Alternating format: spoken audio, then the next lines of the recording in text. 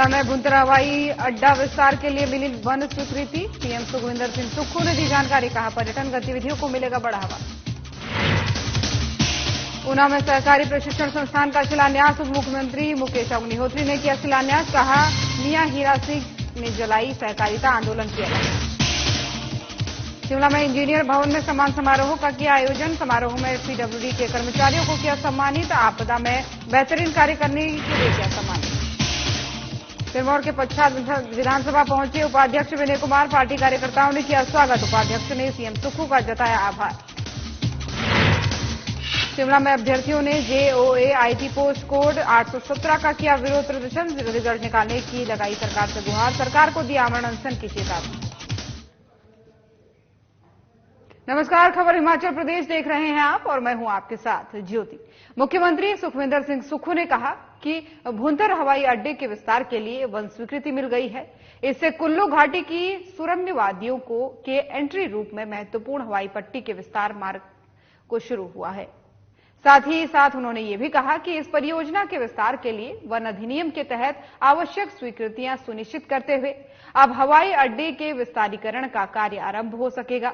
वहीं नागरिक उड्डयन महानिदेशालय की ओर से तय नियामक मानकों और विस्तारित सुरक्षा उपायों के दृष्टिगत ये स्वीकृतियां आवश्यक थी। मुख्यमंत्री ने कहा कि कुल्लू घाटी में पर्यटन गतिविधियों को बढ़ावा देने में भुंतर हवाई अड्डे की महत्वपूर्ण भूमिका है। यहां तक हवाई सेवाओं के माध्यम से बड़ी संख्या में पर्यटक कुल्लू और लाहौल घाटी की सुंदर वादियों में आसानी से पहुंच सकते हैं। वहीं उन्होंने बताया कि अमृतसर से कुल्लू के लिए अब सीधी उड़ानें शुरू की गई हैं और ऐसे में देश विदेश के यात्रियों को इस हवाई अड्डे के विस्तार से लाभ होगा।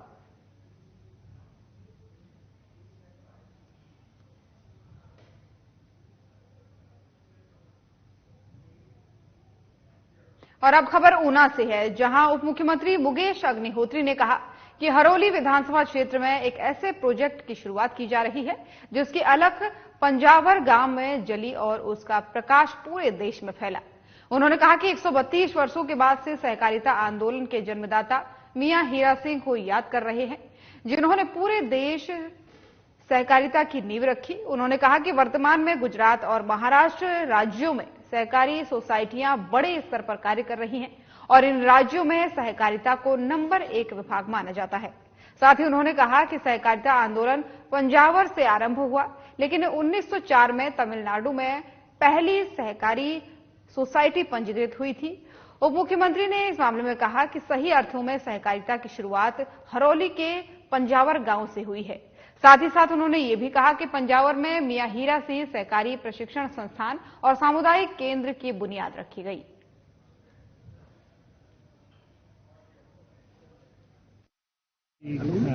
खुशी का और गौरव का मौका है कि हम हिंदुस्तान में सहकारिता की अलख जगाने वाले, सहकारिता का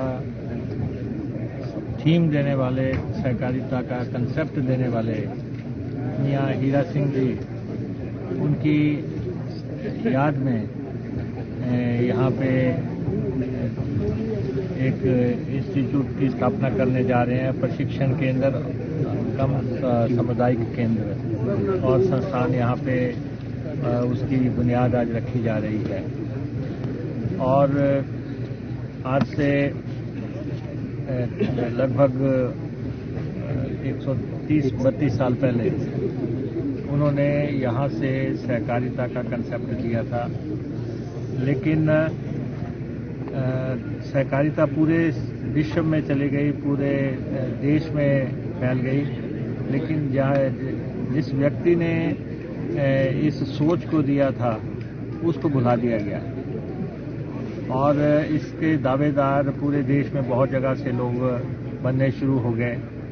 लेकिन सारा रिकॉर्ड इस बात का गवाह है, दस्तावेज इस बात का गवाह है कि सहकारिता पूरे देश में ऊना जिला के पंजावर क्षेत्र से शुरू हुई।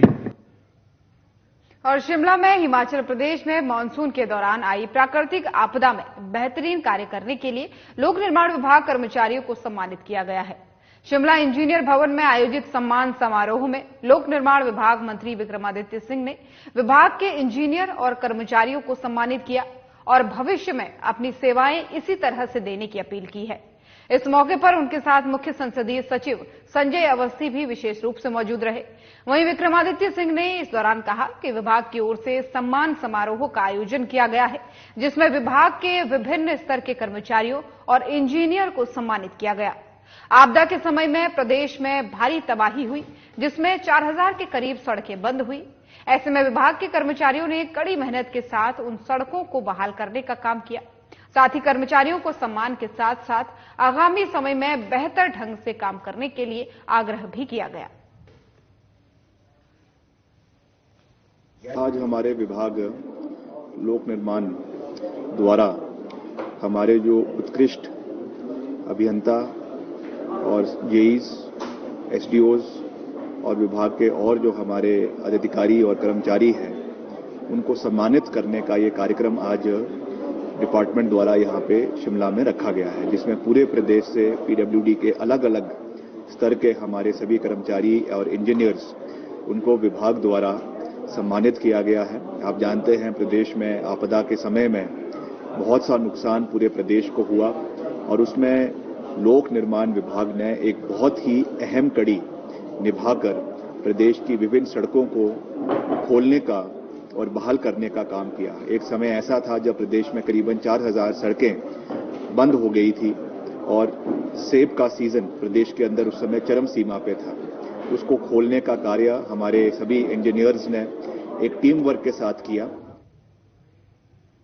और हिमाचल प्रदेश विधानसभा के उपाध्यक्ष बनने के बाद विनय कुमार पहली बार पच्छाद विधानसभा क्षेत्र के राजगढ़ पहुंचे और वहां पर लोक निर्माण विभाग के विश्राम गृह में उनका कांग्रेस पार्टी कार्यकर्ताओं सहित स्थानीय लोगों ने स्वागत किया। इस दौरान राजगढ़ में उपस्थित कार्यकर्ताओं और स्थानीय लोगों को संबोधित करते हुए विनय कुमार ने कहा कि रेणुका विधानसभा क्षेत्र के साथ साथ पच्छाद विधानसभा क्षेत्र का भी एक समान विकास किया जाएगा और राजगढ़ क्षेत्र को भी विकास के पथ पर आगे ले जाने के लिए हर संभव प्रयास किए जाएंगे। उन्होंने प्रदेश के मुख्यमंत्री सुखविंदर सिंह सुक्खू का आभार व्यक्त करते हुए कहा कि हिमाचल प्रदेश सचिवालय में उद्योग मंत्री हर्षवर्धन चौहान और हिमाचल प्रदेश विधानसभा में मुझे गरिमापूर्ण पद प्रदान कर सिरमौर जिला को गौरवान्वित किया गया है।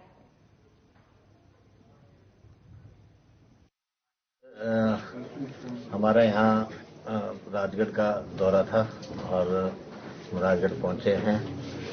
हमारे बहुत सारे ब्लॉक कांग्रेस कमेटी के लोग जो थे उन्होंने बड़ा गर्मजोशी से स्वागत किया, उसके लिए धन्यवाद करता हूँ पच्छाद ब्लॉक कांग्रेस का। और मैं बताना चाहता हूँ कि हमारी जो सरकार है, हमारी सरकार में सिरमौर जिला को ये 2 पद मिले हैं। पहले यहाँ से कैबिनेट मिनिस्टर का एक पद है और फिर उसके बाद एक जिम्मेवारी हमारे मुख्यमंत्री जी ने हमें और दी है विधानसभा उपाध्यक्ष के तौर पर।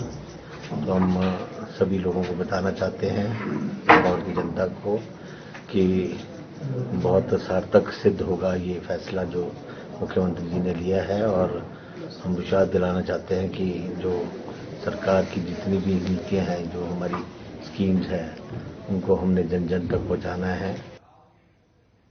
जेओए आईटी पोस्ट कोड 817 के अभ्यर्थियों ने शिमला सचिवालय के बाहर अपना विरोध जाहिर किया है। अभ्यर्थी सरकार से रिजल्ट निकालने की लंबे अरसे से मांग कर रहे हैं और इसी मांग को लेकर अभ्यर्थी अपने अभिभावकों के साथ सचिवालय के बाहर पहुंचे और मुख्यमंत्री से रिजल्ट निकालने की गुहार लगाई है। अभ्यर्थियों ने कहा है कि अगर कैबिनेट की बैठक में रिजल्ट निकलने को लेकर कोई निर्णय नहीं हुआ तो वे आमरण अनशन पर बैठ जाएंगे। अभ्यर्थियों ने बताया कि लगभग 5 साल से जेओए आईटी पोस्ट कोड 817 की भर्ती प्रक्रिया चल रही है, लेकिन अभी तक अंतिम परिणाम नहीं निकल पाए हैं। मामले को लेकर कोर्ट में भी लड़ाई लड़ने के बाद उनके हक में निर्णय आया है, लेकिन सरकार परिणाम नहीं निकाल रही है। पहली बार नहीं हिमाचल प्रदेश की राजधानी में मैं आज 13वीं बार यहाँ पर आया हूँ। आज परिस्थिति ये हो चुकी है कि अभ्यर्थी तो अपने रिजल्ट की मांग करने आ रहे हैं, लेकिन अभ्यर्थियों के माता पिता सड़कों पर आ रहे हैं। क्या मजबूरियां है ऐसी?